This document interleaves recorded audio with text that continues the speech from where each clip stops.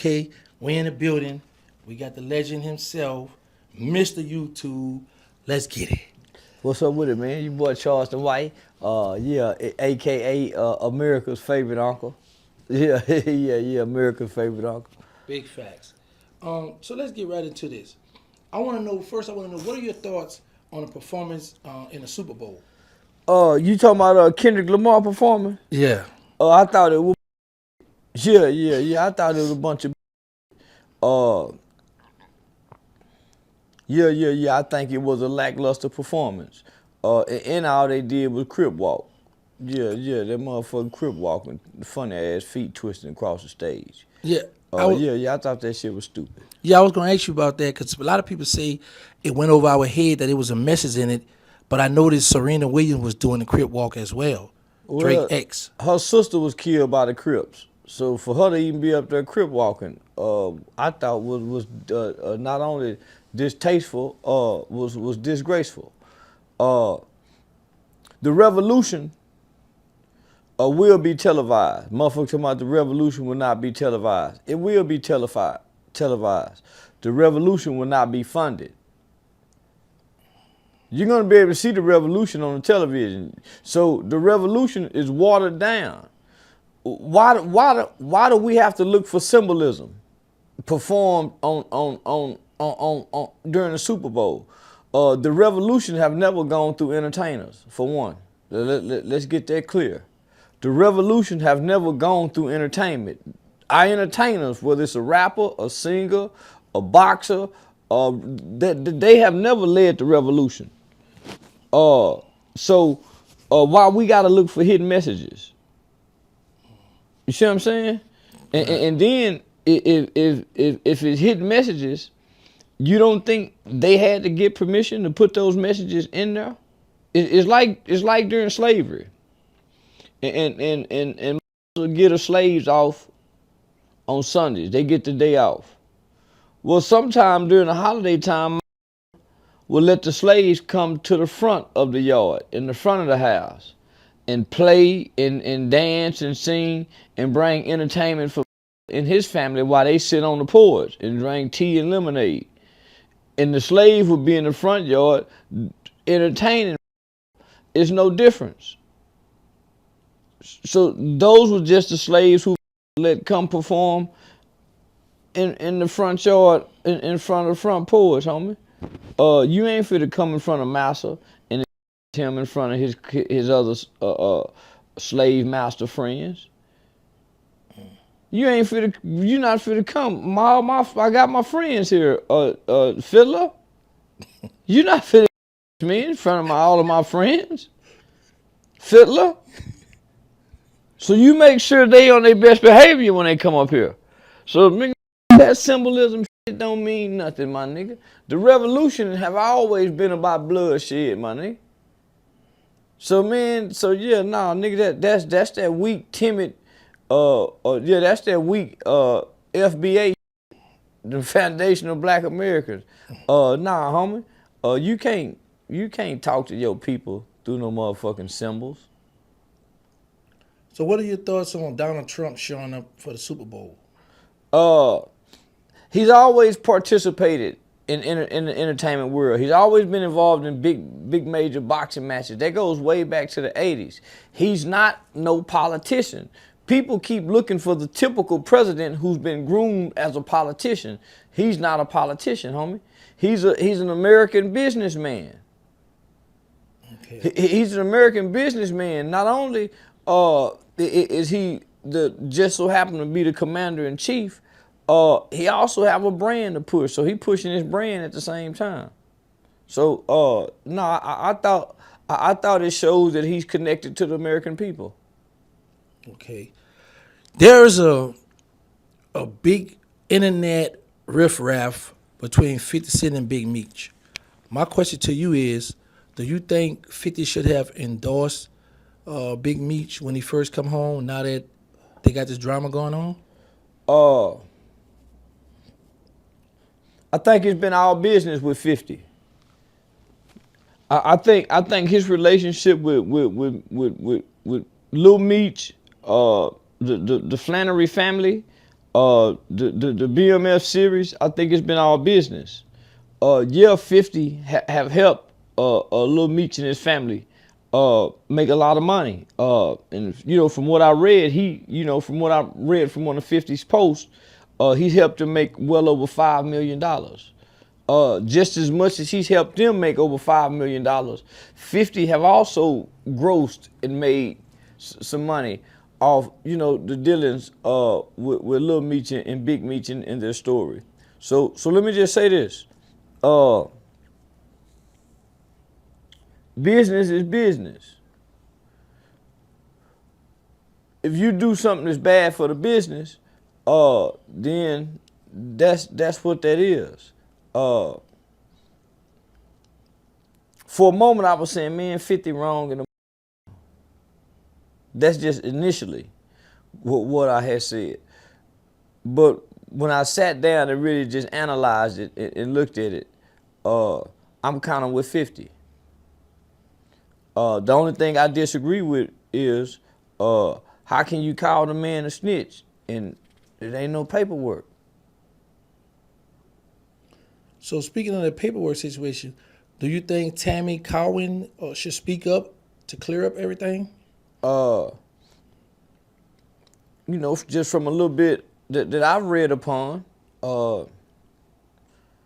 when Tammy Cowens took the stand in the federal case, she said that she didn't do this, that Meech had nothing to do with her working and cooperating with the FBI. Okay. And those are court documents.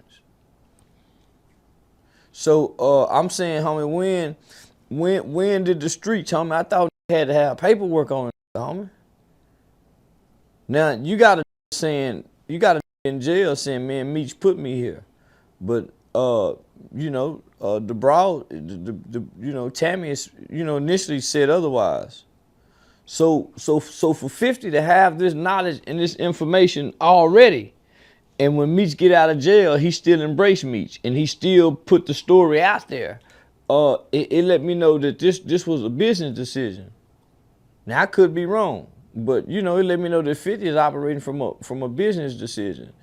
Little Meech probably bonded with 50 throughout this process. See him as a father figure, uncle type figure, and probably develop some genuine, some genuine feelings. Big brother, little brother, big unc. From his interactions and engagements with him. So it probably became more personal for Lil Meech. It probably became more personal. At the same time, it's business with 50. So Meech come home. My biggest advice to Meech, not that he should have listened or would have listened or probably heard it, but man, he should have stayed off the internet. He should have did just what Young Thug is doing. Don't appear on the internet until it's don't just stay off the internet. So he come home and get involved with Rick Ross. Shit, that's personal with 50. So what are your thoughts on 50 is calling on Lil Baby and a few of the rappers to not go, but Boosie have spoke out and said he not boycotting. He said he gave his word to 50 and he's going to show up. Yeah. I saw that.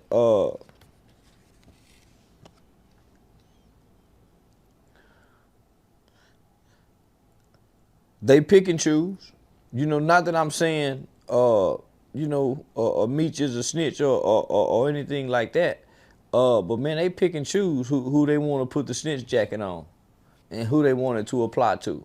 So that's why I say, man, all that shit, homie. That's why I say, man, all that shit, homie. They pick and choose who they want to put the snitch jacket on and who they want to apply it to, my nigga. There's a lot of people that don't want to believe that Meech did it. And I'm saying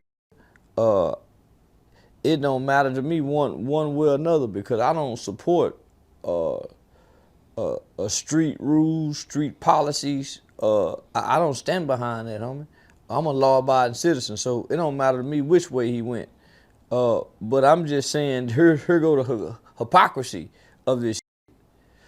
First, you talk that street, this street, and from what I understand, in the streets or even in the federal prison system, uh, you have to have paperwork and documentations to show.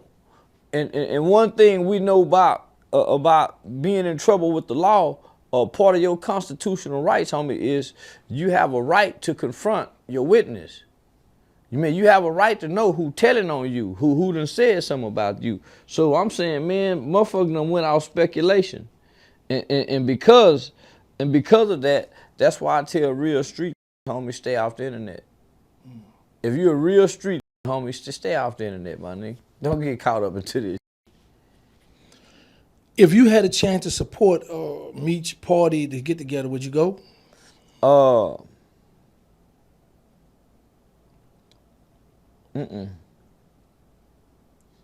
it'll be contrary to what I believe and what I don't believe you're supposed to celebrate a coming home from prison. I don't believe that. My mama gave my brother a welcome home party, but in my mind, you ain't supposed to celebrate no coming home from prison. He ain't done nothing special. Could get being released from prison. Broke the law. Hell nah, nigga. Supposed to celebrate a nigga who ain't never been to prison. So, yeah, you supposed to celebrate that nigga, homie. But the nigga done been to, man, give a yeah, if he was a real and you believe in the ethics and the codes of the streets, then yeah, go sow and go put something in his pockets. Yeah, if you one of them that believe in the ethics and the codes and the principles of the streets, and you think this is the real, then go reward the real. But nigga, ain't no rewards for no that done kept it real, and ain't no he done walked every yard. Meech done been on every yard. And ain't no paperwork been on him, homie. So, what the street saying? This man done walked every yard, done been on every yard, and ain't nobody produced nothing. This nigga saying he been in there for just as long as Meech been in there. So nigga, he ain't sent no paperwork around to get Meech ran off no yard. Come on, my. Come on, my. So he done kept it real. So a lot of done kept it solid. But just because of put this jacket on me, y'all gonna put the jacket on me? Cause the nigga done said it without no documentation. Now, of course the brawl gonna go bad. The brawl gonna go bad, but just think. They been having this information before I came home. Everybody been knowing all what this supposed to been saying about it before I come home, and it's cool at first.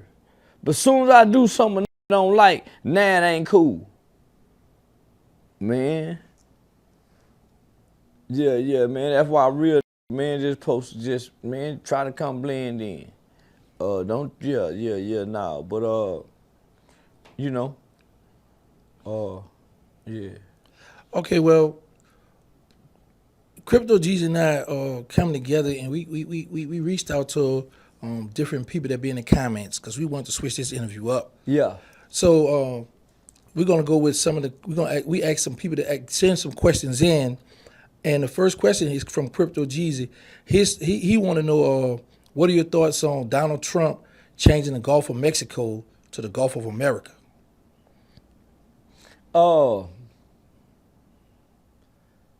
I think it's very interesting that he did that, and I'm curious to know, and I wonder what made him think of that and do that, just all of a sudden out the blue.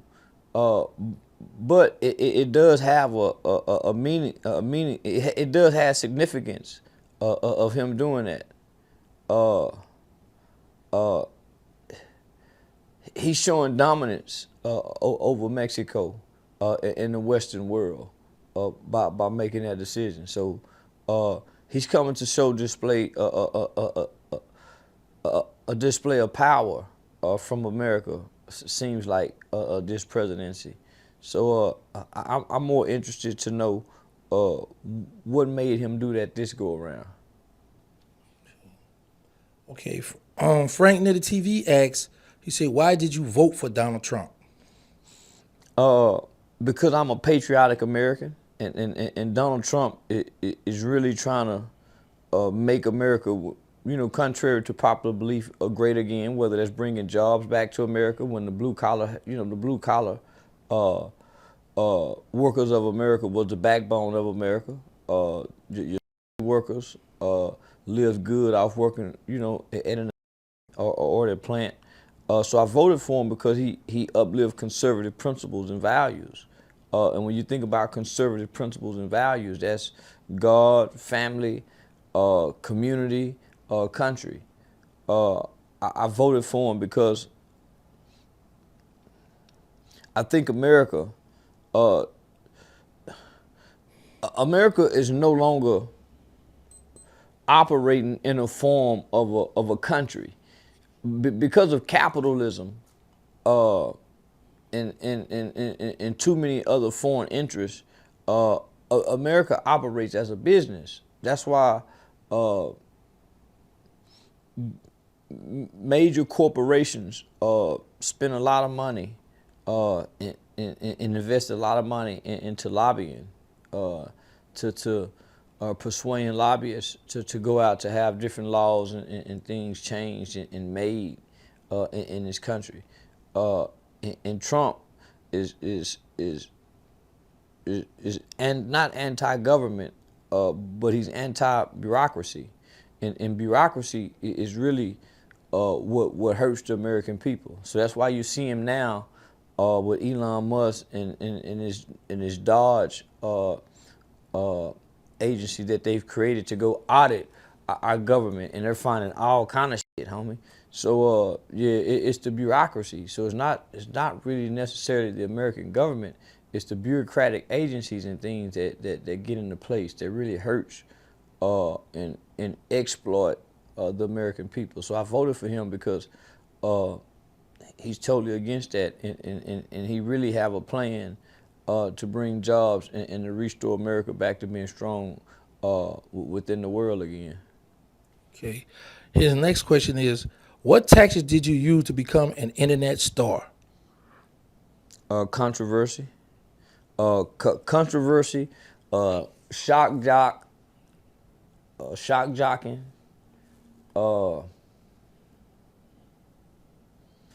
in consistency.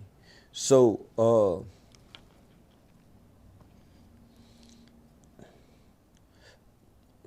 I would upload videos probably 12 to 15 times a day to create a consistent presence. Kind of like the news cycle. So the news drop in the morning. It's gonna come back around midday. It's gonna come back around about 3 o'clock to give you a little brief update about something. Then it's gonna bring you the 5 o'clock news. From 5, then about 7 to about 7, 6 to 8. It's gonna give you some Hollywood celebrity entertainment news. Come back around about 10 o'clock. You got the 10 o'clock news. So I wanted to have. I literally came up with like a news cycle with uploading videos. Except I would do it three times in the morning, 3 times in the afternoon, 3 times, just to create a consistent presence online. Okay, his last question is, at one time you didn't curse on camera. At what point did that change?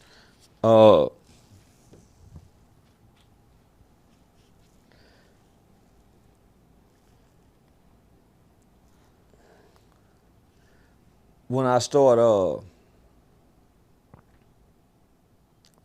working directly off in the hood, with the Project Babies. Yeah, when I first started directly working in the hood with the Project Babies, uh, I was already somewhat, I'm gonna say financially frustrated. I was already somewhat financially frustrated. But when I started working directly off in Stop 6, in the hood, everything around me was cussing. Say, bitch ass nigga, say what's so everything around me was cussing. Uh, I started taking on and inheriting the frustrations of the environment, of the community. Okay. Yeah, I started taking it on. Not only that, juggling my own life disappointments and frustration. So I became the community. Uh, so when in Rome, you do what the Romans do, and so it became a cursing for me. Man, when I was traveling around the country, speaking properly, articulating words the right way, I reached a lot of people, but it wasn't the people whom I needed to reach. I was becoming big and popular amongst politicians, and I was on the front page of the American Bar. Nigga, I did a study with the School of Journalism out of the Walter Cronkite School of Journalism. Nigga, we went to the Supreme Court with the juvenile life without parole. So I was, I was becoming well known at the top of our spectrum, and nobody in the community knew that I was. Nobody in the community really knew the type of work that a nigga was doing on behalf of our young people who's affected by some of these laws and legislation. So, nigga, when I started cussing, I started getting everybody's attention. Now, I lost a lot of favor from the people at the top. They started thought I was, they thought maybe something was wrong with me, and probably something was. But nigga, I started reaching the people who God really wanted to hear me. Yeah, I had a perfect kind of voice. I was a poster child for white people in the court systems, and a very articulate, well-spoken, well-dressed, clean-cut young black man. But nigga, when I started letting that hair grow and growing them dreads, and shit, niggas started talking, cussing like how, man, shit. My voice became larger, almost larger than life. Okay, Joe from Oak Cliff. Oh, this is an interesting one here. He say, would you get behind a bill that would allow a felon to get his gun rights back after meeting a certain criteria? Hell no. No, man, nigga don't motherfucking felon need their gun right. If you can't get a pardon, no. Hell no. Felons don't need their gun right, baby. Shit, no. Hell no. Keep that motherfucker felony possession of a firearm law held above their head. Keep their ass in line. No. And already been proven they can't be trusted with gun rights. Hell no. So Sam asks, when he got a financial question, he say, do you have any rules you go by when it comes to finances? No. Yeah.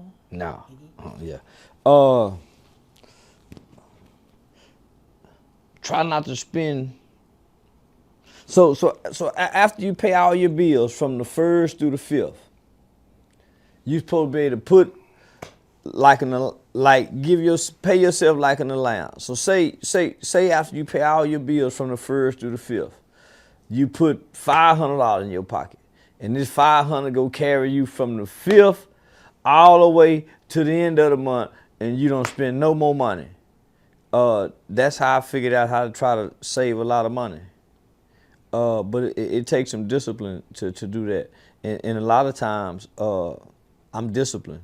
But nigga, sometimes nigga, especially when a nigga feeling good, nigga become undisciplined.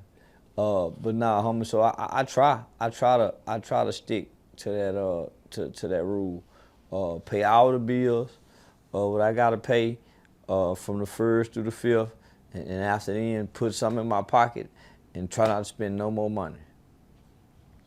Okay, his next one is overcoming handicaps. He said, "Did you ever get teased for your eye?" Yeah, I did, and I used to hit a nigga in his mouth for teasing me. Yeah. That was one of my insecurities as a kid. Because it happened so at such an early age in life. So I already knew if I went to a new school, if I went somewhere, ask me, hey, what happened to your eye? I fall on you. Bow. And so back in my day, they used to call that stealing a nigga. Man, so I was known for stealing off on people. Yeah. I was known for stealing off on a nigga. So yeah, motherfucker tried it, but by the time I was in the 3rd grade, I was a feisty little old bitty nigga with that one bad eye. And you better not say nothing to me about my eye. And I used to lie and use it as an excuse, to the teachers and to my mama and them to get out of a lot of trouble. He was talking about my eye. And so, yeah. He said, "How long did it take for you to overcome this issue within yourself?" Uh, it took a while. So I'm trying to figure out. Let me see. Probably mid-20s. Yeah, probably mid-20s, because I was always popular with the girls in school. So from elementary, junior high, I was always popular with the girls. Even in the boys' home, we had girls in the boys' home. So nigga, so amongst 300 and some boys, I think we had maybe 30 girls. And nigga stood out to the girls amongst 300 and some boys. So nigga, I was always a confident kid that secretly had an insecurity about his eye. But it wasn't until I was in my mid-20s, homie. I had ended up messing with this chick. Her name was Tanika. And nigga, she probably was the baddest thing at the University of Arkansas during them late 90s, 2000. She was the president of the Delta Sigma sorority. And so nigga, when I got Tanika, and she was a grown little college little lady out of Little Rock. So when me and Tanika started messing with each other, nigga, she helped me overcome that. Yeah, nigga, yeah. Okay, Shout out to Tanika. what would you say to others that experience handicaps to help them overcome their plot? Well, let me just say this. I credit my mother, because when I first lost my eye, my mama never treated me like I was handicapped. So I've been operating as if I had 2 eyes. So I would play basketball, wouldn't have no goggles on, play tackle football. So my mother never made me feel like I had a handicap. So I always operated as if I had 2 eyes. So I would injure myself doing a lot of shit, because nigga, you ain't got 2 eyes to be doing that. So in my mind, homie, I never seen myself as being disabled, because it never prevented me or never stopped me. It hindered me, but it didn't prevent or stop me from doing it. So I would tell other handicapped people is, when you lose one ability, you get a superpower and another ability. You just got to figure out what it is. A completely blind person got some superpowers. I mean, they can hear some shit, they can sense some shit. A deaf person a motherfucker with no legs, got some powers in their arms and can do some things that nigga you can't even imagine of doing. So just because you have a disability, you just weak in that area. But there's another area that you have been super heightened and strengthened in. Uh, and so yeah, use that to your advantage. Okay.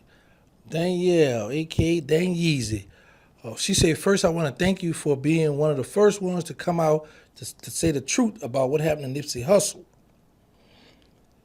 All right, her. Yeah, they talking about it now. I just heard, and I didn't mean to cut you No, off. go ahead, go ahead. I just heard Loose Cannon them on, talking about it, giving a detailed account about what happened on somebody's platform this morning. Him and Whack 100. Okay, she say she wanted to know your thought on. She wanted to know what you thought about the current court proceedings, and do you think that Nipsey Hussle's daughter will ever be returned to her mom, or will she remain with Black Sam? Man, that's somebody that knows something. Nah, that's somebody that knows something. Because what do I think about the current court proceedings?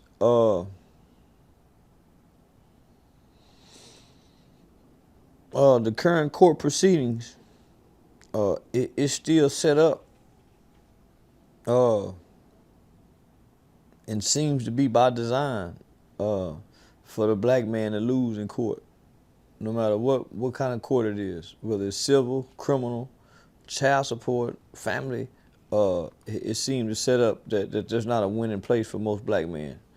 So my advice is try to stay out of court, brothers. Yeah, no matter what, guys, try to stay out of court.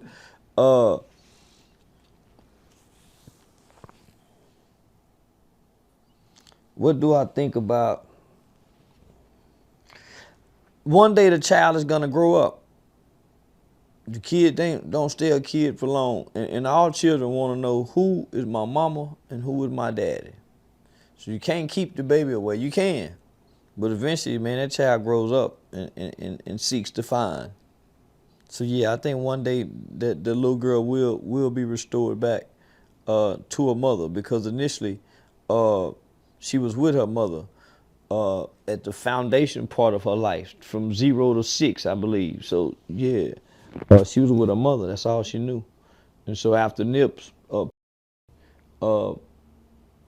whatever transpired between her and Black Sam and the family, they felt a need to go try to seek, and they won full custody of her. So yeah. Okay, JJ, he says, do you feel that silence can be mistaken for ignorance? No. Silence being mistaken for ignorance. No. Nah, silence can never be mistaken for ignorance. Maybe perceived as a sign of weakness, but never ignorance. Ignorance is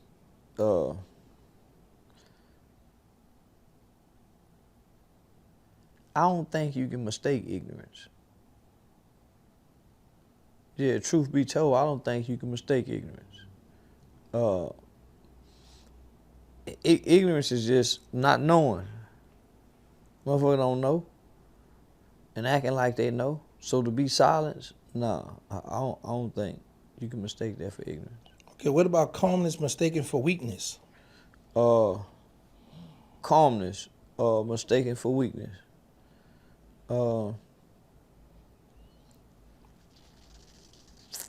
Yeah, I think it could.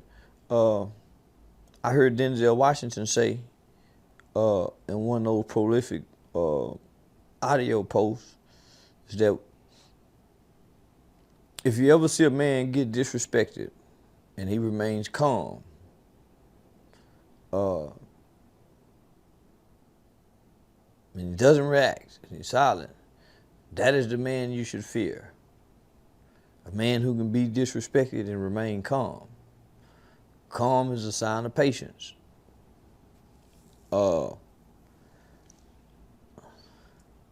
Yeah, I can see how ignorant can look at somebody that's calm and think they weak. Yeah.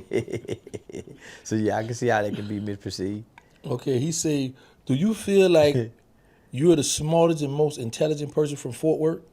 Nah, hell nah. I got an old man that teach me. Uh,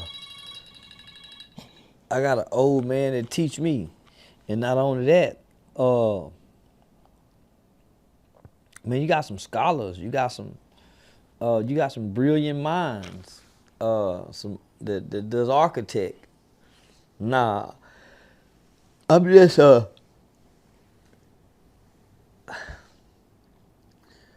I'm just the most entertaining.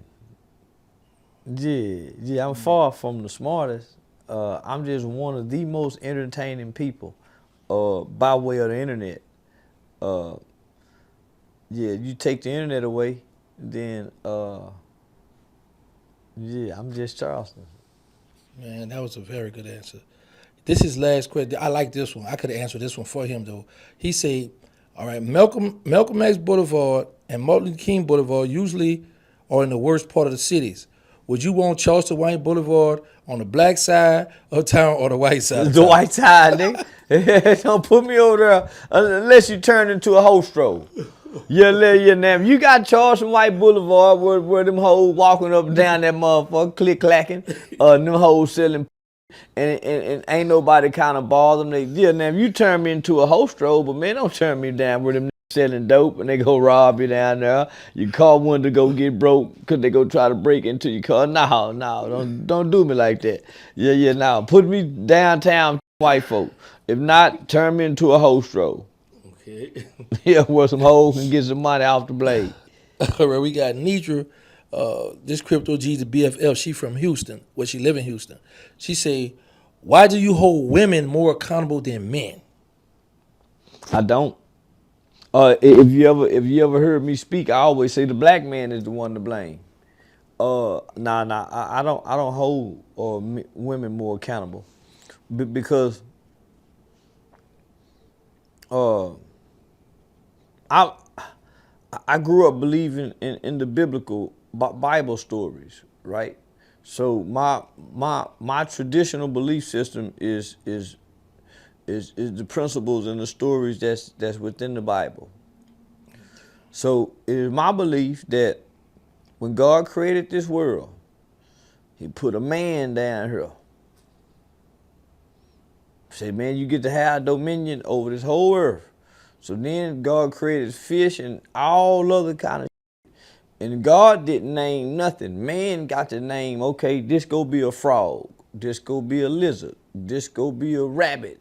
So man got to name this shit.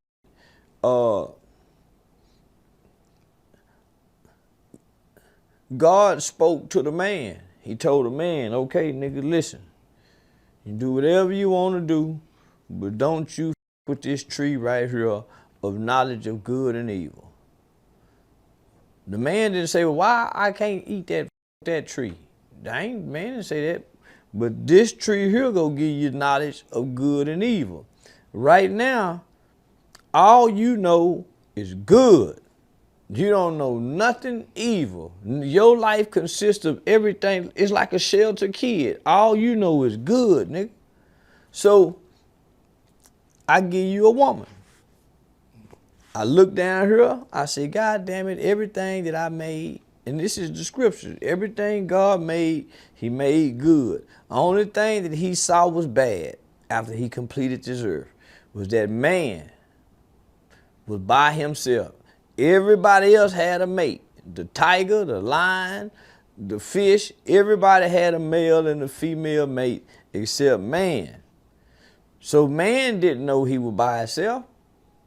The Creator saw man was by himself. Man was happy being man, having dominion on earth, being what a man do, building and creating and naming shit. So the Creator give man a woe man. The Creator created a woe man and never spoke to the woe man. He always spoke to the man. Every day at a certain time, man and the Creator met in the garden and they would hang out and walk and talk and kick game. The Creator never spoke to the woe man. So I don't blame the woe man for nothing. The woe man just putting out what the man done put into her. That's why a lot of these just some like that, cause they been with some up ass. So I blame the man. I'm just a little bit more harder on today's woe man because they got access at the boy. And they the ones raising the boy to be up how the boy is. They the one raising the killers. Yeah.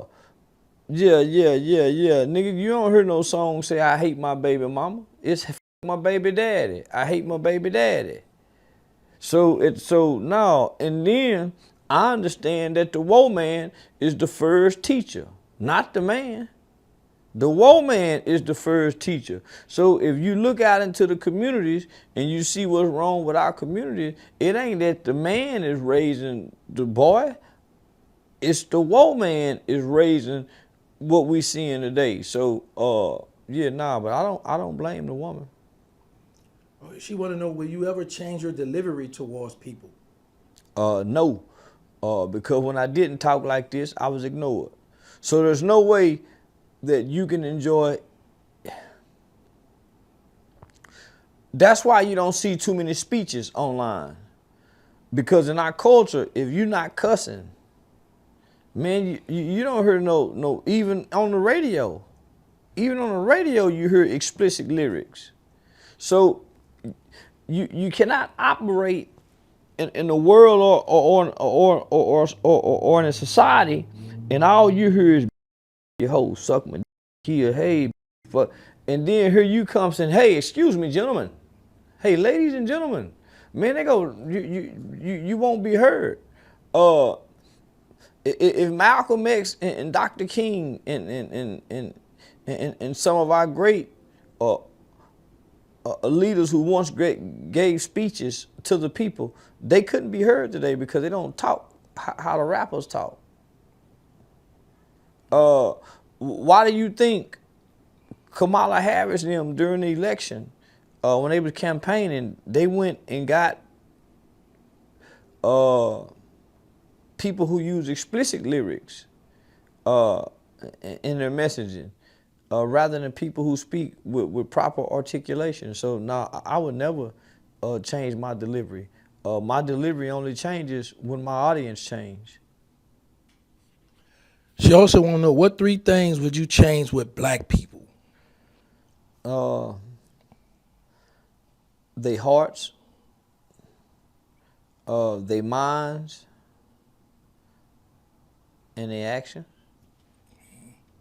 Yeah. Black people hearts are cold, not just cold toward white people, cold toward anybody that they don't know. I would change the conditions of our hearts.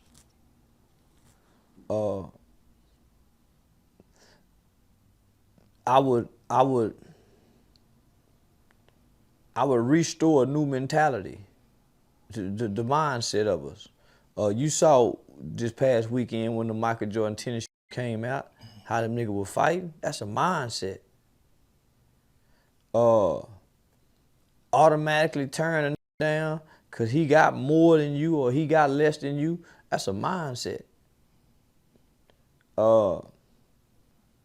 Yeah, and then the actions. Yeah, hearts, minds, and actions is what I would change. And that's creating a whole new person. T-shirt from New Orleans. He says, what are your thoughts on Dwight Howard posting a picture with a woman?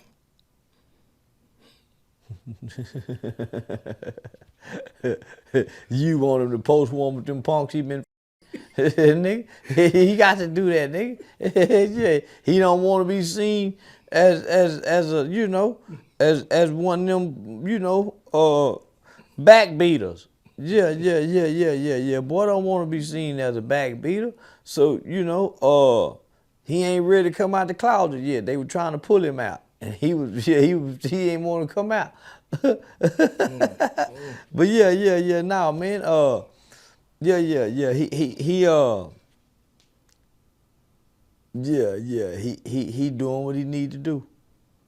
Yeah. He doing what he need to do, but already out there what he like to do. Okay, Frank TV, he says, where did your come from to go out and risk your life for the betterment of the people? Uh,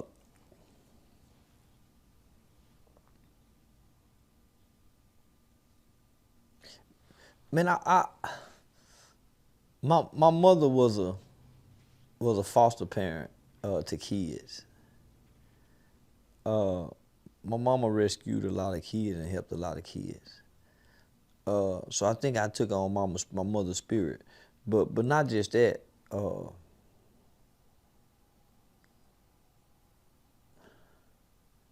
I became the change I wanted to see in the community. Not that I ain't grow up in the hood, homie. Uh, yeah, I ain't grew up in the hood, so I couldn't. I ain't had no business in the hood. My mama made it out for us. But that's where my family, my cousins, my aunts, my uncles, my friends, all them live there. So you develop a sense of you develop a sense of family uh, and connection to a certain area because these are the people you bonding with. So I always wanted to be in the hood. I always wanted to spend a night at my cousin them house in the projects. I always wanted to be. It was always exciting. So the comes from understanding my purpose in life is to work with troubled youth because I was a troubled youth. I started out being an at-risk kid because single parent home, mother worked at night, so I'm at risk. So by me being at risk, I developed into becoming a troubled youth. Delinquency, whether that's breaking windows in the community, breaking into houses, stealing bikes, busting bottles, uh, doing juvenile delinquent shit, right? So I became a troubled youth. So in the process of me becoming a troubled youth, a juvenile delinquent, I catch a murder case as a kid. I spent 7 years of my life as a child incarcerated in a state juvenile institution. So growing up in my 20s and in my 30s, so that's when I started working in the community, was in my 30s. My belief is that God would allow somebody life to lose their life to save for the lives, right? Not only by me going into the boys' home, someone lost their life, but it helped save mine. So not only did it help save mine, I grew up and started working with other children and saved some more lives. Not only did I save some more lives, I met some other children who had taken some lives, and they grew up, and we all started working with children, and so it was my purpose, and so my purpose became my goals and my aspiration was just to help young people excel in all aspects of their lives. So my derived because I was purpose driven, and I truly believe that yeah, that it's my purpose to work with kids based off what I went through as a kid. So Okay, his last question is, what are your thoughts on Taylor Swift being booed, getting booed? yeah, man, they just hating on Miss Lily. Yeah, man, they just hating on Miss Lily, man, for no reason. She ain't done nothing to now some bitch, homie. They just hating, yeah, homie. She a kind, sweet white woman, homie. Very, yeah. Yeah, man, she ain't done nothing to nobody to be booed, and she ain't done nothing to be booed, other than the fact that she with the white boy. She sell out. Yeah, they just, I think that was very distasteful, for the fans to do, and she ain't done a thing to nobody. Yeah, shout out to Taylor Swift. Okay.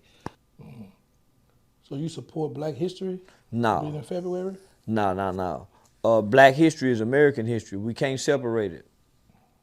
Black history is American history. Our black history is wrapped up in American history. So now our history starts January the 1st and December 31st. Okay. All right. Britt want to know, how do you feel Trump is going to make America great again? For one, nigga, he bringing steel back. He bringing the jobs back. He's cutting the American deficit where we owing China too much money. Yeah, I think in a lot of ways he gonna bring it back. Strengthening our military. Yeah, making it where kids can't, become transsexuals at the age of 11 and 12. So that's how he's making it great again. Okay. Britt also wants to know, how has social media / comedy changed your life? Uh,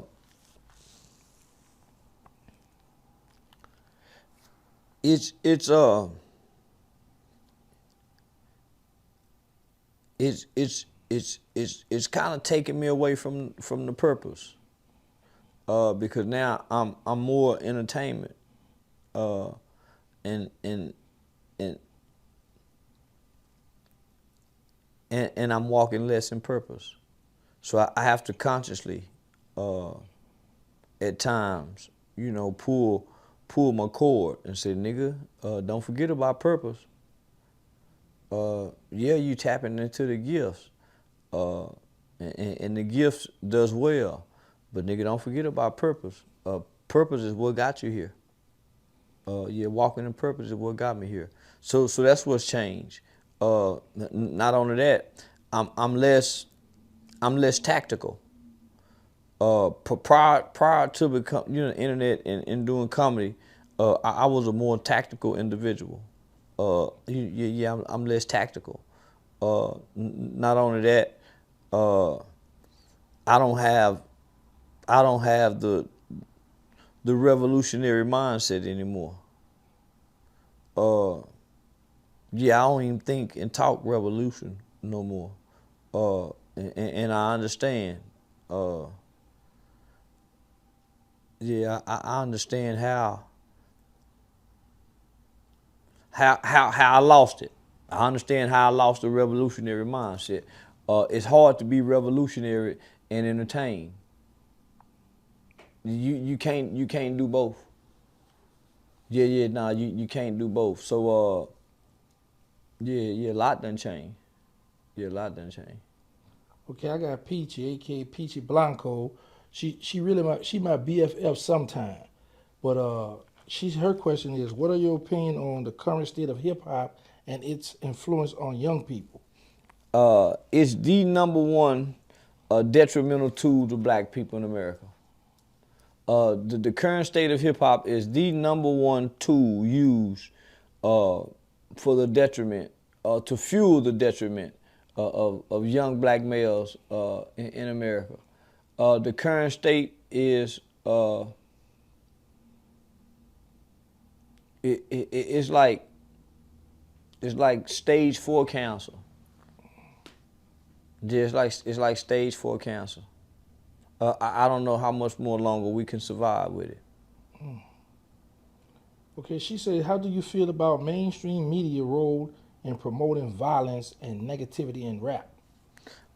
Mainstream media role is that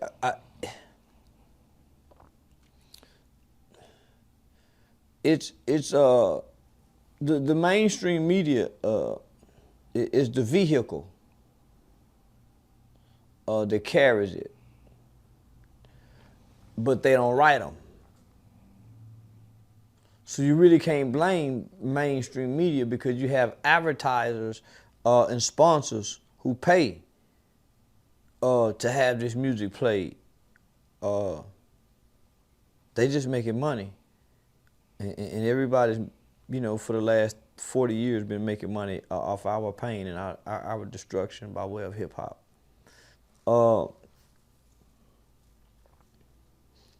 Do mainstream media carry some blame? Yeah, they do. Yeah, they do. But ultimately, the blame is upon the who wrote the lyrics.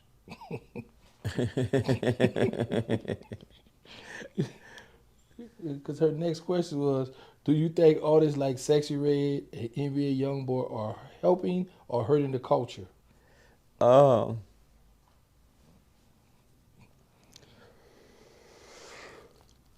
uh, I want to say hurting the culture, but my mind say, my heart says yes, they hurting us. But my logical mind says no.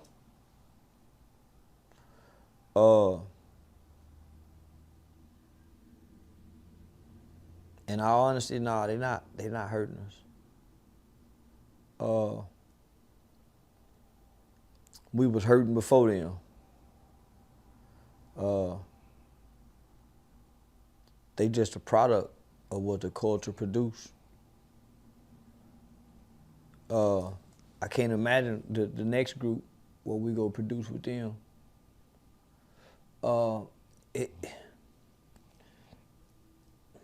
It's not the rapper. Yeah, imagery plays a part, but man, ultimately, it's the conditions that the young people are born in. It's the conditions. Man, the household that this single mother raises this kid in, the actions, whether they present or lack of presence, the actions of the father, those are the contributing factors that makes, a Sexy Red and an NBA Youngboy even appealing to a young person. The condition they come from.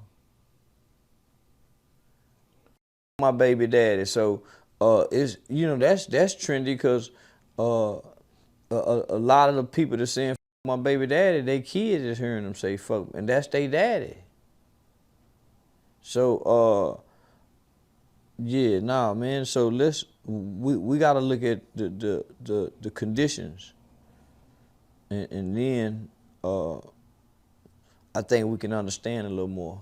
But nah, I want to say yeah, Sexy Red and NBA Youngboy and them fucking our babies and them up. But man, when I logically look at this, nah. She said, do you think Sexy Red lyrics and visuals push boundaries too far, or is she just keeping it real? She really from where she from, so if we're listening to them as adults, and most kids shouldn't be listening to Sexy Red, but they are. Are her lyrics pushing it too far?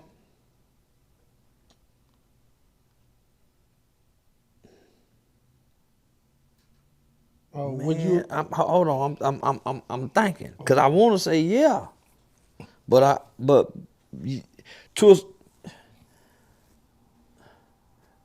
man, no, cause she grown and she rapping. She grown and she rapping, and grown people supposed to be listening to this music. It's a genre of music that she it's an audience that she rapping to. Nah, she ain't pushing it too far. Okay, would you allow your child to go to the concert? Nah, I wouldn't. Why or why not? Because Sexy Red push a lot of sexual violence, and so my kids would have to be grown to go listen to that. But I would be hurt to know my daughter listening to Sexy Red. I would be up. But I know she probably sneaking and listening to it. But if hell yeah, they listen to Sexy Red. Ain't nothing you can do about it.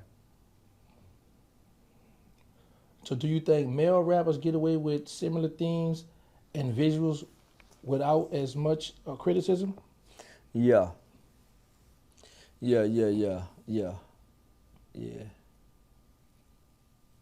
Yeah, I think male rappers get away with way more than what a female rapper could get away with.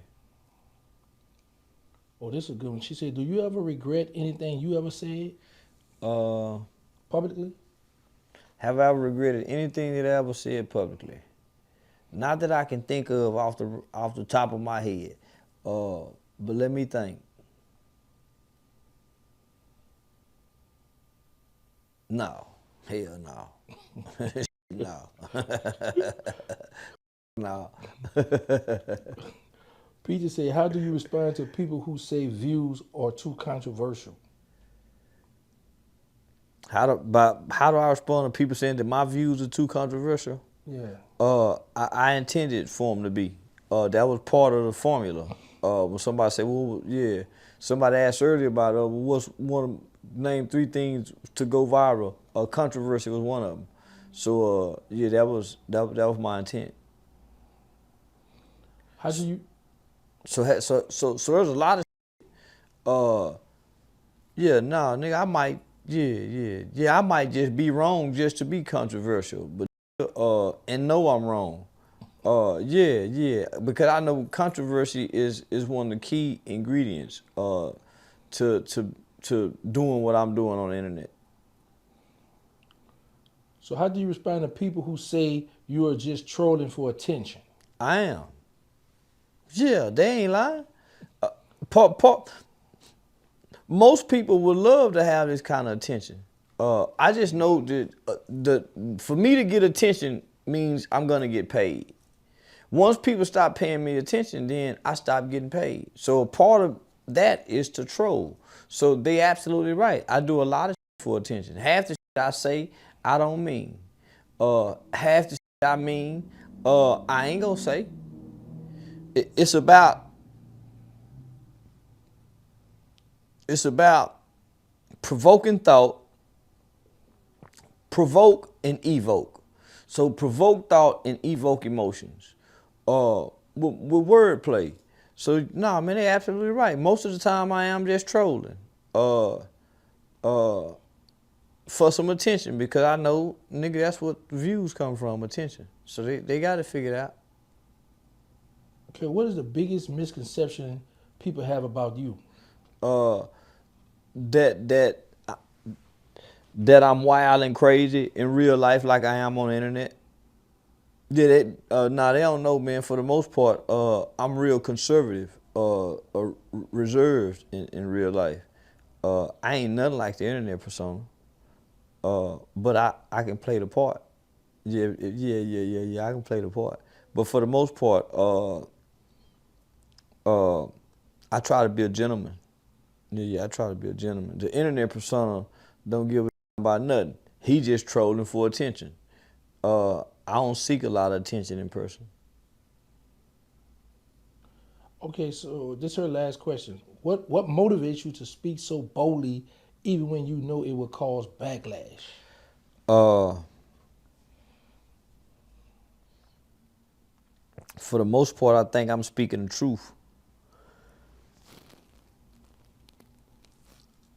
And the truth don't care about nobody's feelings. So in my mind, I'm speaking my truth, what I believe to be my truth. Uh, and my truth, meaning my words, shouldn't hurt nobody. I ain't hit nobody, I ain't killed nobody, I ain't attacked nobody. These are my words, my truth.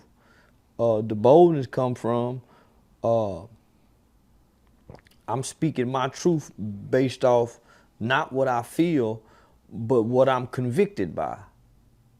A man's convictions. Uh, what I think is right, what I think is wrong. Uh,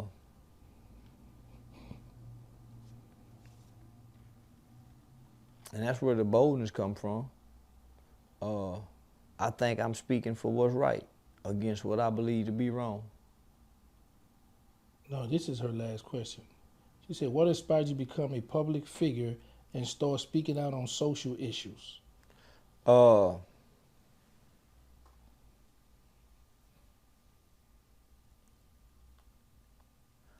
I didn't know America would sentence a 12-year-old kid to life without parole.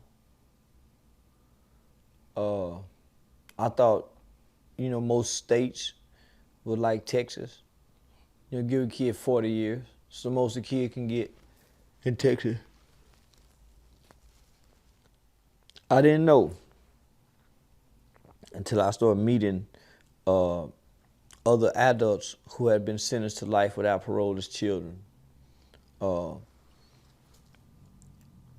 People like Sarah Cruzen, uh, George Toker out of New Orleans, Eric Brown,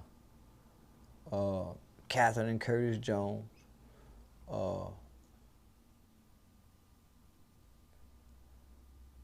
I started meeting kids who had life without parole at 12 and 13 to 14 years old. So I had met them in Washington, D.C. Once I got that knowledge and that information, that's what really made me start speaking out, because it was unheard of to me. And at that time, it was only 3 countries on earth that would sentence a kid to life without parole. That was America, Sudan, and North Korea. So that's what really made me start speaking out. And at that time, Facebook had just came with the live button where you can start going live.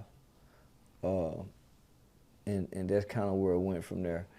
Just trying to make everybody aware about laws that affected most young people in America.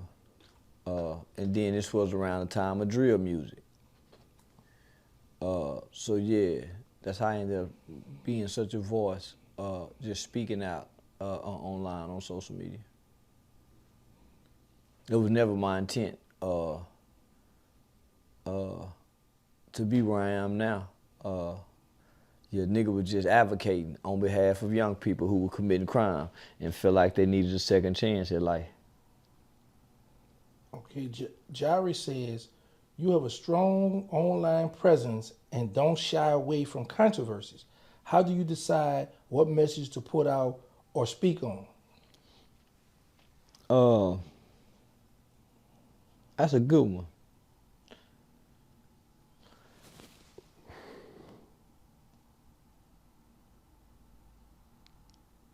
I just cause a lot of shit I ignore. So I'm normally gonna speak on the most trending topic online. I'm gonna speak on the one that's dominating the algorithm. So that's pretty much how I decide. It's kind of like latching on to something. So I'm gonna ride the wave, and then I'm gonna try to create a wave off that wave, if it makes sense. If you understand, yeah, I'm gonna try to create a wave off the wave that I'm riding.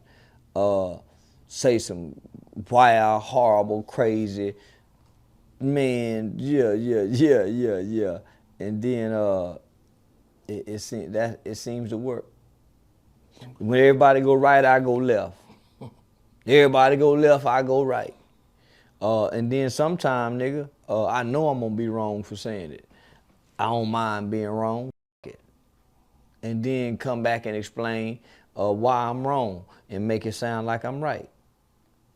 So it's just all about what's dominating the algorithm. All right, I know you've been on the road and you just got back in town. So, and I see you getting a little tired there. You have No, nigga, come on, we ride, nigga. Okay, because I got Atari. She got some good nigga, questions. come on, we ain't, nigga, let's ride. All right, what is the biggest lesson you have learned from your past that you incorporate in your everyday life? Your everyday life. My biggest lesson from the past.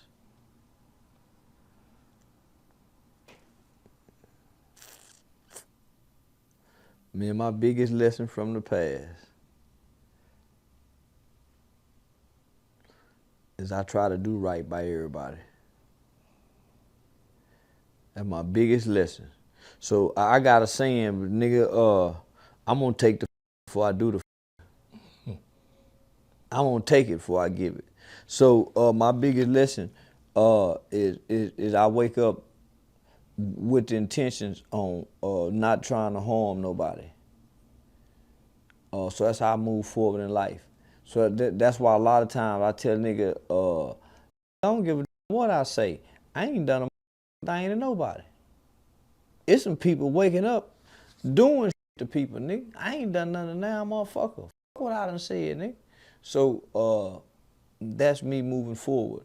I have no intention on trying to bring harm to nobody in life. Another biggest lesson from my past is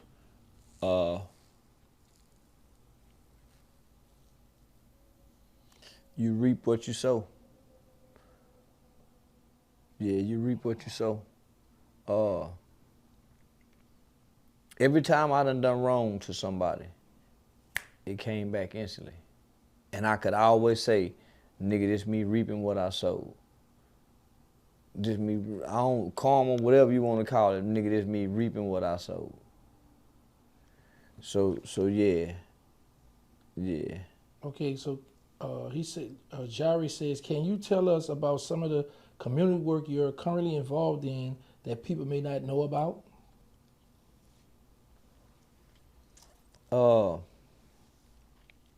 I partner with a local school in the Oak Cliff area. Where y'all probably, well, you know where we went. When coach, yeah. So I partner with that school.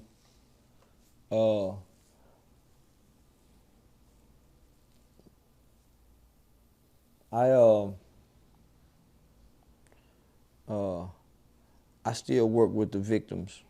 So for instance, today, they just made a post online where it says Kayla B. Kayla B says that Mama Duck lawsuit against King Von and Lil Durk in them state was dismissed. Well, because I'm connected to a lot of the victims. One of the attorneys that's on the case for Mama Duck reached out to me and sent me a message and said, hey man, just let's say cheese them know that that's not true at all. So yeah, I still do a lot of work with the victim side of our communities. Yeah, that's without saying too much. Not only that, I partner with some community organizations in Atlanta. Still, where we do turkey giveaways, backpack school supplies. Yeah, shout out to my guys, Necessary Smoke podcast. So I still do things in the community, and then whenever I travel and go to another city, I try to tap into the community, man, and pay tithes some kind of way. Okay, Jari also said, you've worked closely with at-risk youth. What do you think is a positive approach to keep our at-risk youth out of prison, out of the prison system?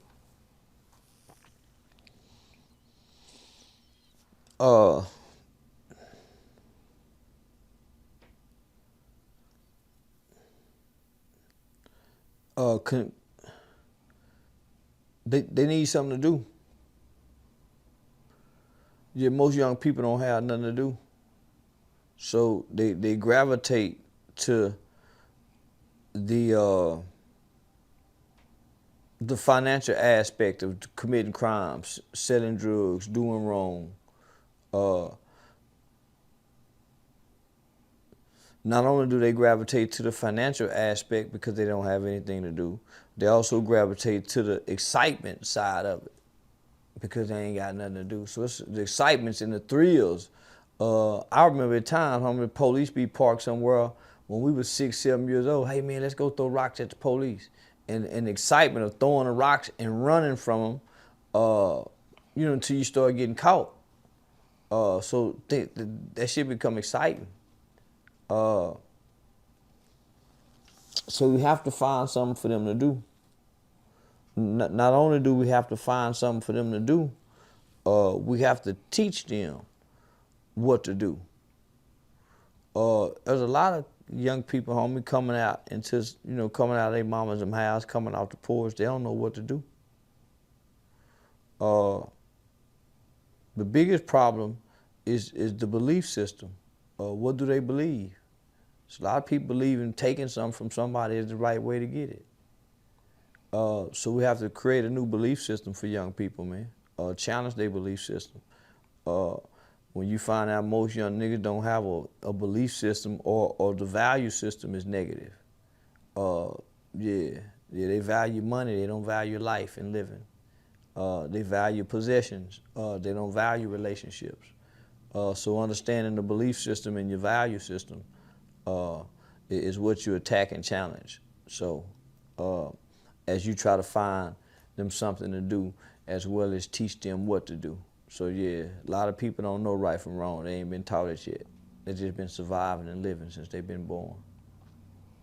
Okay, Jari says, if you could sit down with a young person headed down the wrong path, what would you say to him? You going to jail? Yeah. Let him know you going to jail. Tell him go on, get ready. You going. You working hard to go. You working hard to end up in jail, and show him where he working hard to end up in jail. And then try to figure out what he want to do other than going to jail. Cause you going to jail. Look at you. Look what you doing every day. Who are, man? Yeah, you going to jail, nigga. And show him. Point it out to him. And then let him know once he go to jail, then he can come back and be a better person. But right now, he think he know what he know. He think he bad. He think he tough. Nah, nigga, you got to go to jail. You got to go. Yeah. And man, don't argue with him. Tell him, no, you got to go, man. Then you'll be all right. But right now, you ain't going to be all right, nigga. You got to go, nigga. So go on, get ready. I'm telling and make him, man, I argue with him all day long. Tell me, you going to jail, nigga. Okay, Jari says, you speak on street culture and its impact on young people. What do you think is the biggest issue facing youth today?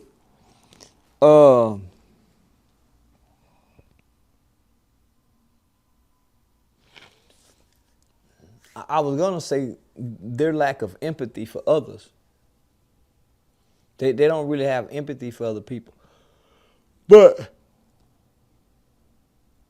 it's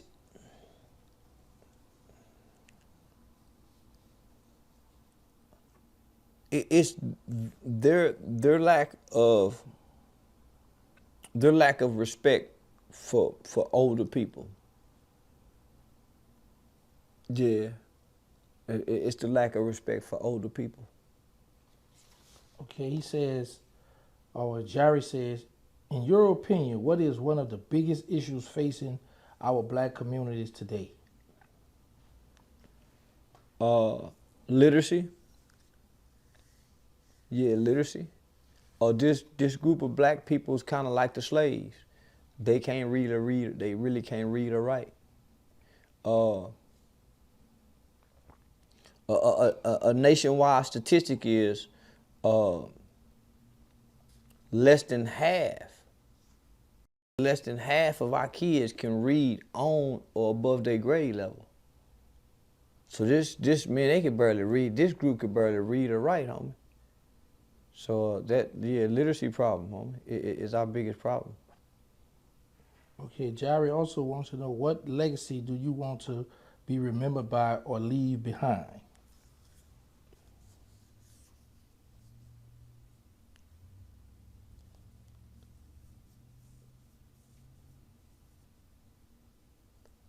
I never brought harm to the black community. Yeah, nigga, I never brought harm to the black community. Yeah, I just, my words hurt. Yeah, I done spoke some mean words.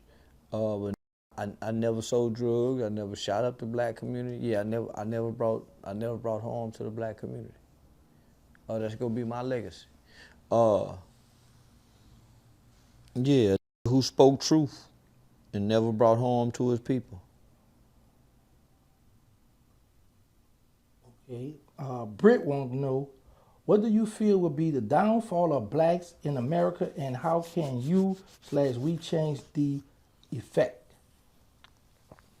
The biggest downfall.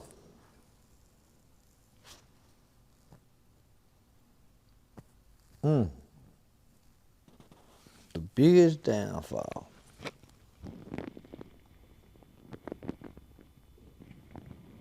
How can we change the effects? I don't think the effects can change.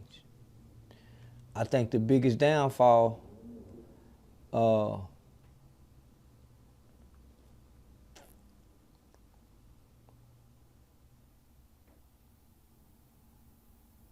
the biggest downfall, I think, if black people was to ever get reparation. Yeah, truthfully and honestly.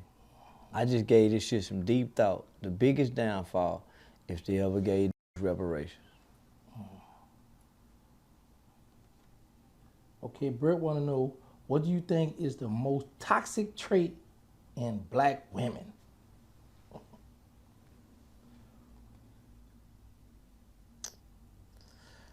The most toxic trait in black women.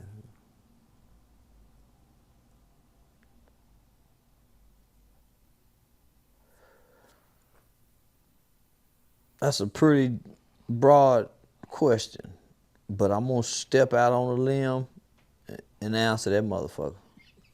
Yeah, I'm gonna step out on a limb. Is her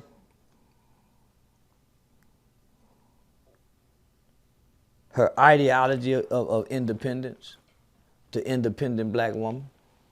I don't need no man. Yeah. Yeah, I don't need that. That's she the only race of woman on earth with that ideology and concept. I don't need no man. Every other woman, every other creature, every other species on the planet knows it needs. Yeah, we need each other. So yeah, nah, that's the number one. All right, my BF NFL Peachy, aka Peachy Blanco. I started, you know how people be saying BFF like my best friend forever? Yeah. So sometimes Peachy ticked me off, so I started saying my BF NFL, my best friend, not for long. Just her last question. She said, do you think your message get across the way you intend, or do people misunderstand you?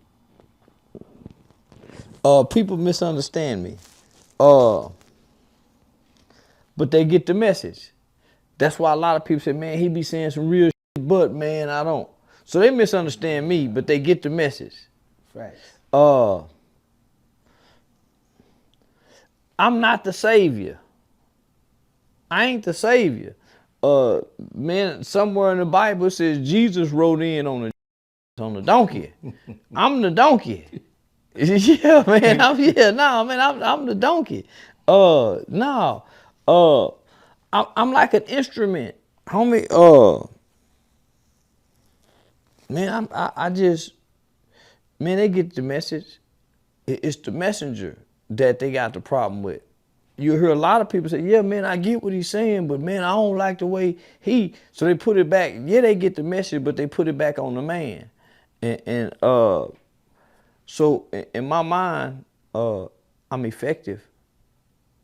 Yeah, it's effective. So yeah, I think a lot of people misunderstand me, but they get the message.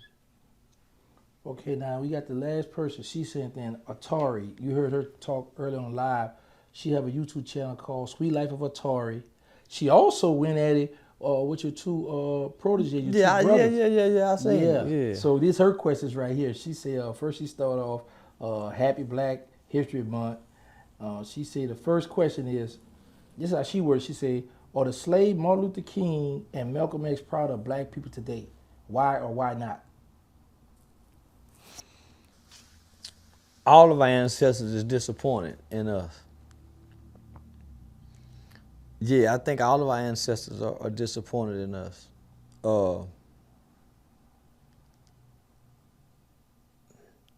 Okay. If they could look down on us, if they could see us they never thought that they would see us treating one another the way we treat one another. Then they never thought that with the rights, the privileges, and the freedoms that they got, man, you think all they'll be doing is just having fun? They looking down on us and, man, they just having fun down there. With all the rights and freedoms and privileges, they can go do this, they can go do that. All they doing is just having fun. Yeah, I think they'd be highly disappointed in us. I think if Malcolm X could come down and talk to us about this Kendrick's Lamar's performance and how everybody is happy because he used symbolism on the white man. Man, that was Malcolm's, that was one of his biggest pet peeves, is the entertainer, the black entertainer, and how he's used. So I think, yeah, I think they would be highly disappointed, homie. Yeah, in what they see in what we're doing.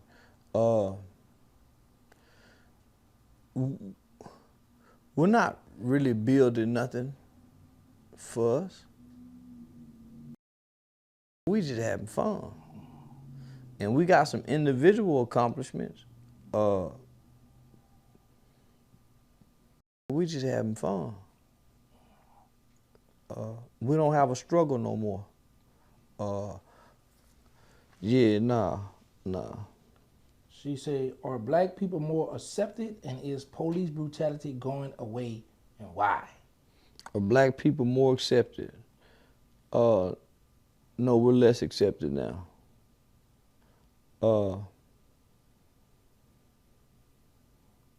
We're not.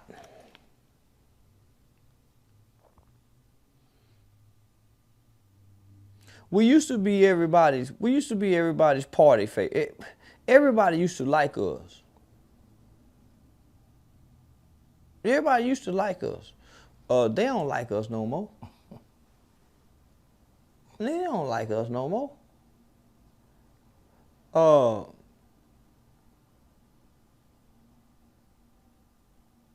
Yeah, the black man used to be the life of the party.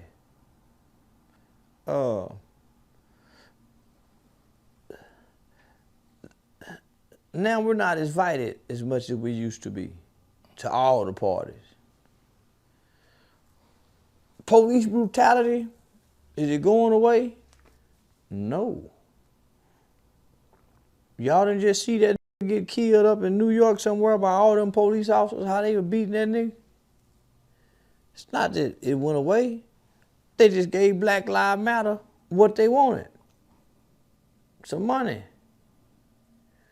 They just gave Sandra, the family, some money. They just awarded some people some money.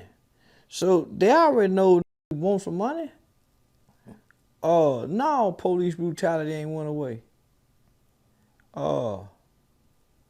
It's just not, Black Lives Matter is not interested in that anymore.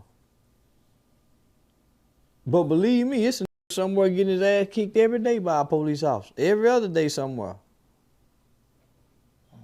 It's just that this is, we were satisfied with what they gave us during the Black Lives Matter movement.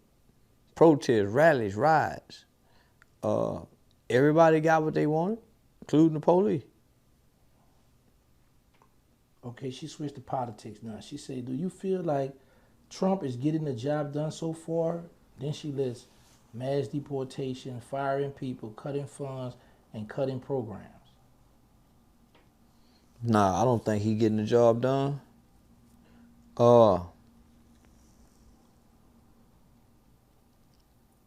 I think he executing an agenda that eventually get the job done. But right now,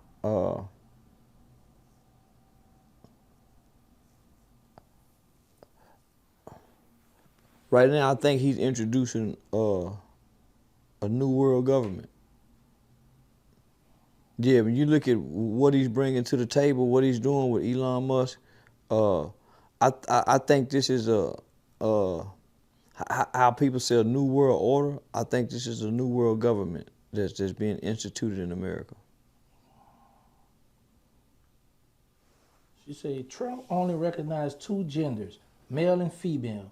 He said there could be no transgender in women's sports. What's your thought? That's one of the best laws. That's one of the best executive orders that he signed coming into office. Yeah. Yeah. No more men beating up women in UFC with the natural strength of a man. No more men outrunning women. Yeah, homie, in the track and field category, because he naturally, that shit wrong with a motherfucker. You don't see no women trying to play no men's quarterbacks, no men linebacker, no men running backs. It's always the men going over there to dominate. Yeah. Okay. Why do you believe so many people hate Trump? Lack of knowledge, in reason for media propaganda. It was propagated. It was propagated for them too. Like She said, tell us more about the Sandra Bland Act you spoke about on other podcasts. The Sandra Bland Act gives the police the authority and the power to admit you into a mental hospital rather than take you to jail. So it's like a discretionary tool that they can use. That for whatever reason can make that judgment call to say, okay, rather than taking this person to jail, I'm going to have them admitted into a mental hospital. Okay. On the podcast, Charleston White said he believed in California. He believed the California fire was set by a human. She said, why? Because it happens every year. It happens every year. Yeah, and I believe a human is setting all those fires. Okay, now she gets into celebrity gossip. She said in a recent interview you spoke about Tupac Shakur being soft and not street. How do you really feel about Tupac and Biggie?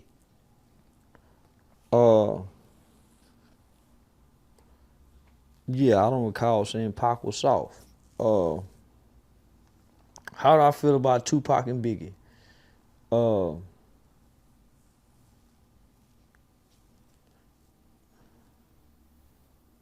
I think both their deaths was connected. And I think other people played a part in both of them not being together, to rap together or to come together. I think the media played a big part in the West Coast, East Coast beef propaganda. I think Tupac was the better rapper.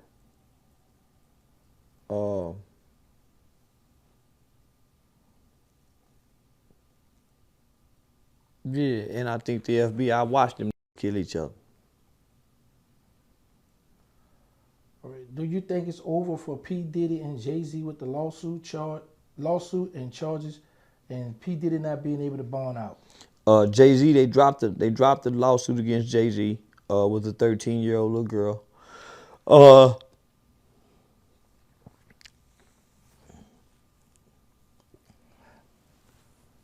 I see Puffy beating this. Yeah, I see Puffy beating this. Yeah, I see Puffy beating this. Okay. She asked about the 50 Cent, but we already covered that. She asked this question too. Is it okay to snitch now? Yeah, it is. Yeah. I think we done finally got everybody to see, man, snitching don't mean nothing to nobody till the motherfucker got snitched on. Yeah, it don't mean nothing to nobody but to the motherfucker got snitched on. She asked this question. She said, Charleston White beef with YouTuber Bandman Kevo sent him a penis picture. Yeah. Yeah. That nigga sent me some video after he got that belly did. Him in the weight room. lifting some weights like a. So I'm on my way to the bathroom saying, man, fuck this nigga sending me this fuck, man. Nigga, I don't want to see that nigga. So yeah, I shot a picture of that dick. Nigga, you want to flex a muscle? Yeah, here go a muscle. yeah, you want to flex a muscle? Yeah, here go a log for you to look at, nigga. Yeah, I ain't heard back from that no more. Yeah, keep your motherfucking ass out my nigga. She said, is Drake okay, or is he having a hard fall from the top? He really not, but in his mind he is. Yeah, he really not having a hard fall from the top, but I think ego-wise, psychologically, I think, yeah, he having a hard time processing this. Yeah. It's hard to go from being loved and praised and admired by all and just nigga in the snap of a finger, they treating you like you a weenie. Yeah, nigga, in his mind, he having a up time. But nigga, in all natural, in reality, he ain't having no fall. Yeah, I saw him rocking the concert during the Super Bowl. Yeah. All right, she said Charleston White and Woody makeup after disrespecting each other. Why? Yeah, cause we had become real friends. Yeah. We had become real friends. Okay, now she say now she want to go into a relationship. Does body count matter to a man? No. It only matter to him if everybody know how many she had. But if she just told him and nobody else knew, it wouldn't matter. It only matter if somebody else found out the body count. Should a man pay 100% bills and date, or 50% or 50-50? It all depends. Shit, I paid 100%, but there was a time I paid 50-50. It all depends on your financial situation and status. Yeah. Should a woman wait until marriage to have sex? No. Man, shit, no. Who wanna wait? Yeah, no. No. Yeah, no, hell no. She got a good one right here for you. She said difference between a bad B word and a good woman. A bad bitch is all looks. A good woman is solidified in actions. So yeah, nah, nigga, it's a lot of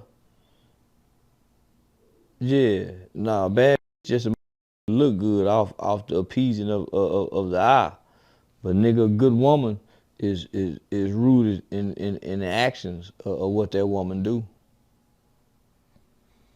So shit, real people do real things. Or what are your thoughts on women who say they don't want no man? They're choosing to remain single and child free. They enjoy being a hoe. Yeah, that's the woman that enjoy being a hoe. Or do you recommend for men to get married or stay single bachelors with the women of today?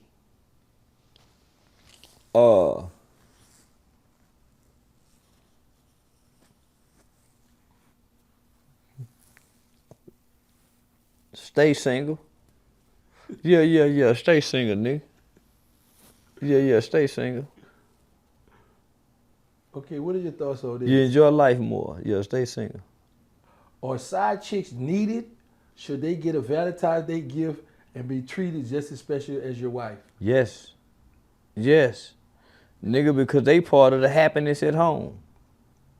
Yeah, the side chick is part of the happiness at home, my nigga. So how you go ignore her and neglect her and not get her nothing? When niggas, she make everything all right when it's bad. Nigga, when shit is not working at home as it should and things is not perfect in life, man, that side bitch is, man, shit, yeah.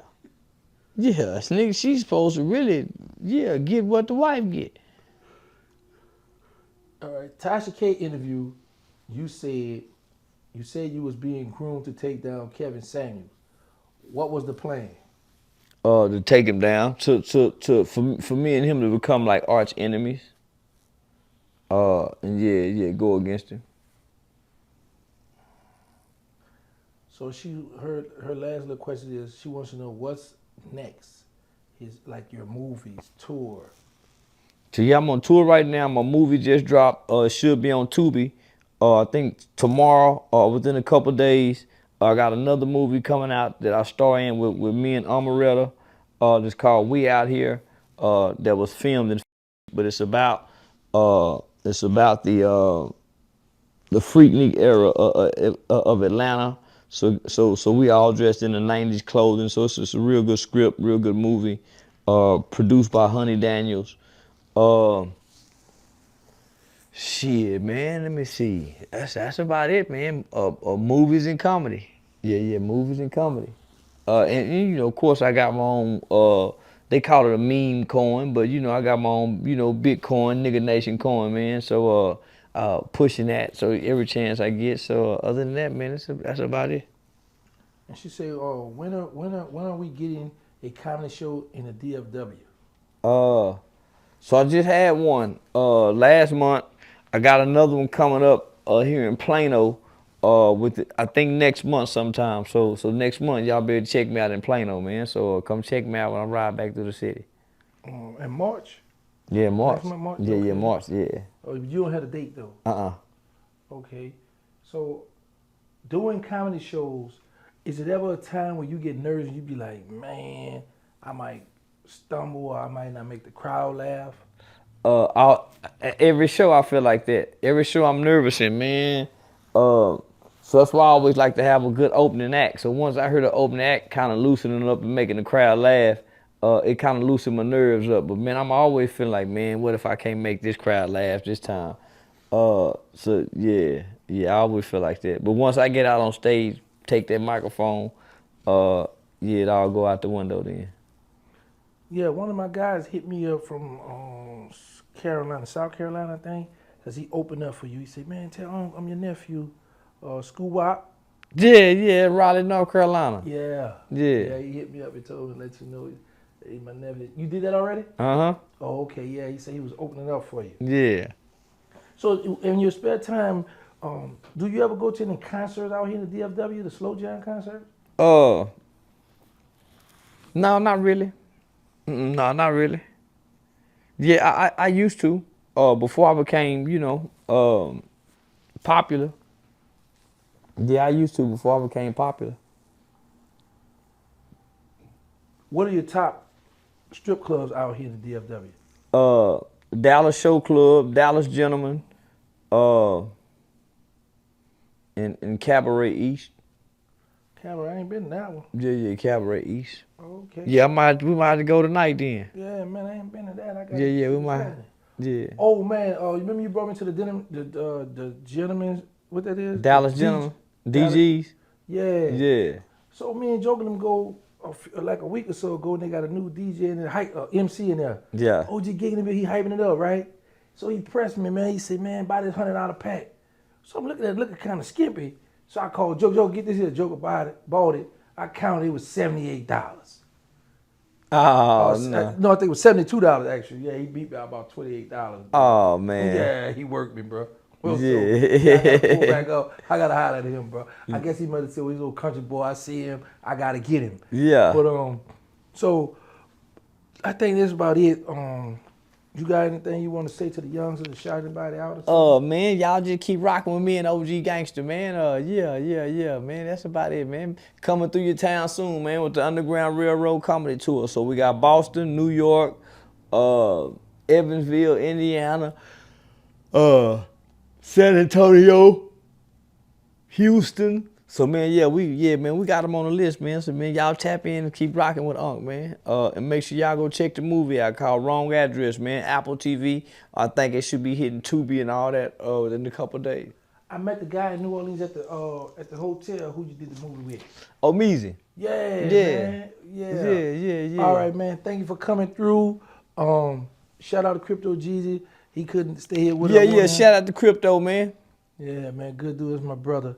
Shout out to Anthony Dewberry. Shout out to OG Sane too, and shout out to Game Related Podcast. Already, man. Appreciate that, man. We out.